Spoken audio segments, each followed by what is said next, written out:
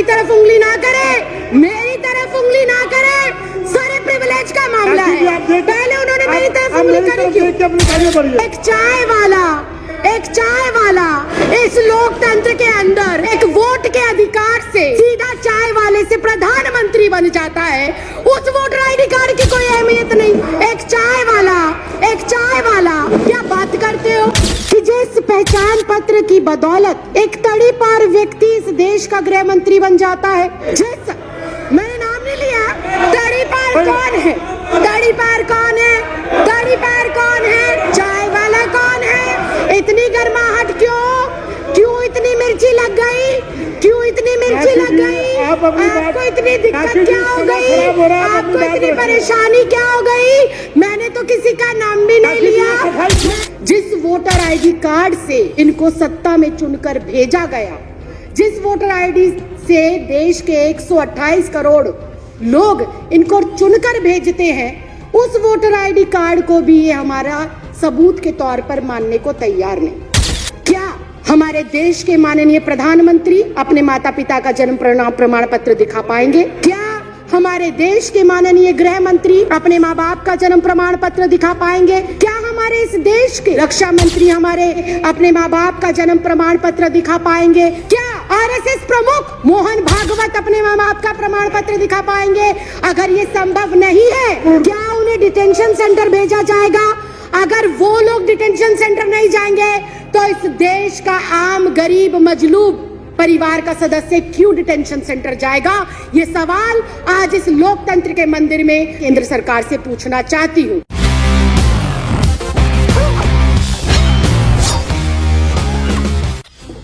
NCR, NPR और CA को लेकर बहुत सारे सवाल हैं कि इस देश के अंदर इस समय कैसी सरकार चल रही है जो बहुत कंफ्यूज है, जो बहुत अज्ञानी तरीके से, अनजान तरीके से उसे पता ही नहीं है कि देश को किस ओर लेकर जाना है, देश के लिए क्या जरूरी है, देश के लिए कौन से मुद्दे महत्वपूर्ण हैं, देश के लिए कौन से कानून महत्वपूर्ण हैं। उनको इस चीज की बिल्कुल जानकारी नहीं है। बहुत ही अजीब से लोग इस देश के केंद्र की सत्ता के ऊपर बैठकर अजीबोगरीब फैसले ले रहे हैं। जो इस देश में अभी तक विदेशी कहे जा रहे हैं, उनको ये नागरिकता दे रहे हैं बिना किसी कॉमा फुल स्टॉप के।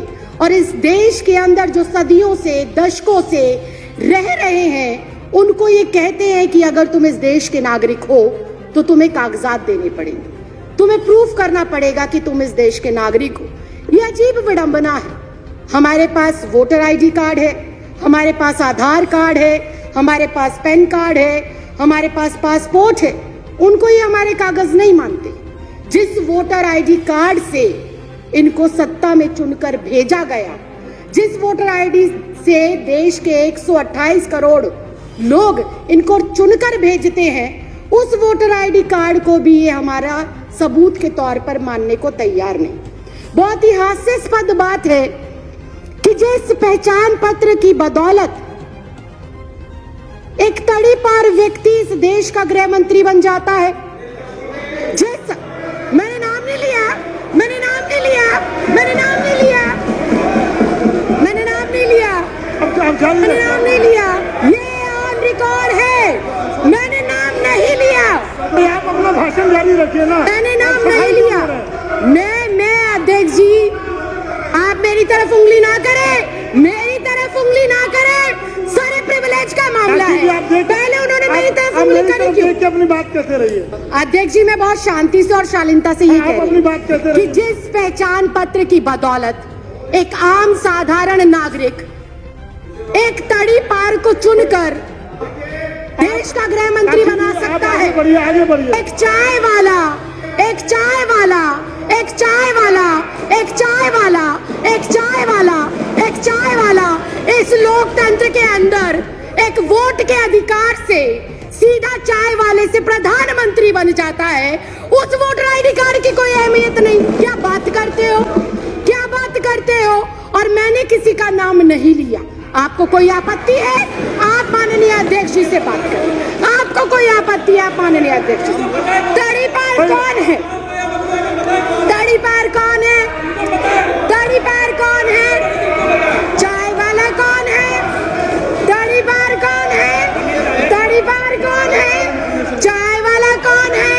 मैंने कुछ नहीं कहा, मैंने किसी का नाम भी नहीं लिया। आप क्यों इतना आग बबूला हो रहे हैं? इतना आग बबूला क्यों हो रहे हैं? इतनी गर्माहट क्यों?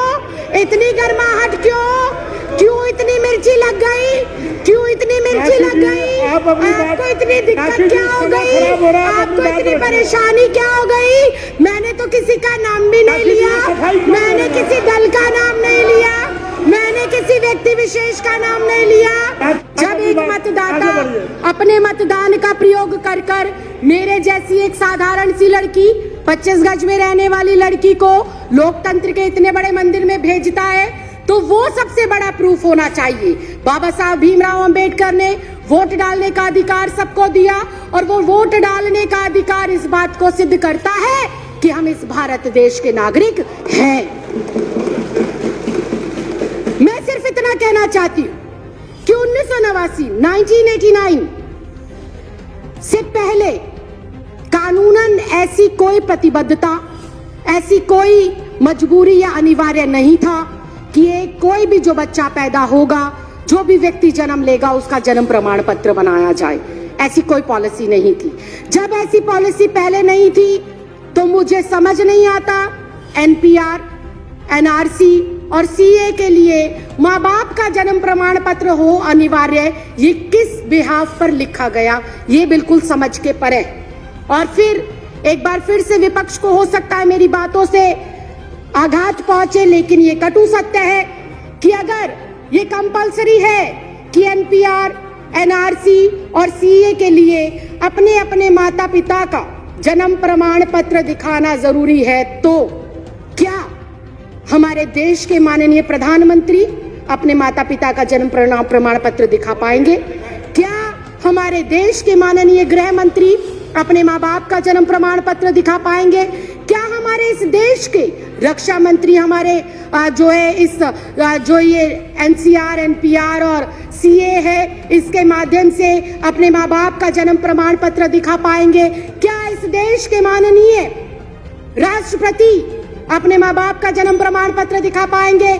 क्या आरएसएस प्रमुख मोहन भागवत अपने माँ बाप का प्रमाण पत्र दिखा पाएंगे? क्या श्री एल.के. आडवाणी जी अपने माँ बाप का प्रमाण पत्र दिखा पाएंगे? या माननीय अध्यक्ष महोदय आप स्वयं अपने माँ बाप का प्रमाण पत्र दिखा पाएंगे? अगर ये संभव नहीं है, अगर ये संभव नहीं है, अगर ये संभव नहीं है, अगर ये संभव नहीं है, अगर ये संभव नहीं है, राखी जी, अगर ये संभव नहीं है, तो मैं माननीय अध्यक्ष महोदय सिर्फ इतना कहना चाहती हूँ कि जब बीजेपी का शीर्ष नेतृत्व, केंद्र में बैठे मंत्रिमंडल, प्रधानमंत्री, गृह मंत्री अपने माँ बाप का बर्थ सर्टिफिकेट नहीं दिखा सकते, तो क्या उन्हें, मैं कंक्लूड ही कर रही सर, क्या उन्हें डिटेंशन सेंटर भेजा जाएगा? अगर वो लोग डिटेंशन सेंटर नहीं जाएंगे तो इस देश का आम गरीब मजलूब परिवार का सदस्य क्यों डिटेंशन सेंटर जाएगा? ये सवाल आज इस लोकतंत्र के मंदिर में मैं आपके माध्यम से केंद्र सरकार से पूछना चाहती हूँ।